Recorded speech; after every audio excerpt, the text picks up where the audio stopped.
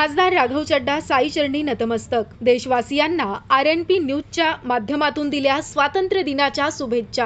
खासदार राघव चड्डा यांनी आज शिर्डीमध्ये येऊन साईबाबांच्या समाधीचं मनोभावे दर्शन घेतलं। यावेळी त्यांनी साईबाबांच्या सायंकाळच्या धूप आरतीला देखील हजेरी लावली। यावेळी साईबाबा संस्थांच्या वतीनं त्यांचा शाल आणि साईबाबांची मूर्ती देऊन सत्कार करण्यात आला। साई दर्शनानंतर पत्रकारांशी संवाद साधताना खासदार राघव चड्डा म्हणाले, मला पुन्हा एकदा शिर्डीत साईबाबांच्या दरबारात येऊन नतमस्तक होण्याची संधी मिळाली।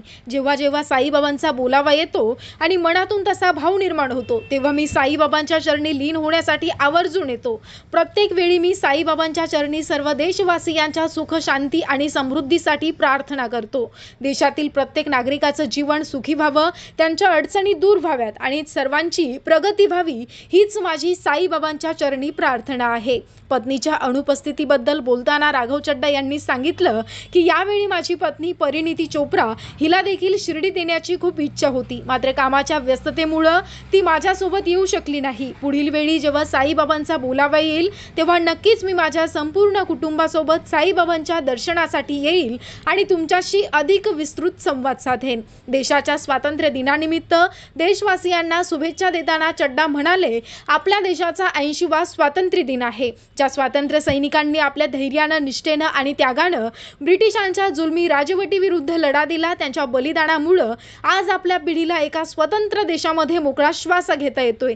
भारत दिवसेंदिवस प्रगती करत असून जागतिक महासत्तेच्या दिशेनं वाटचाल करत आहे।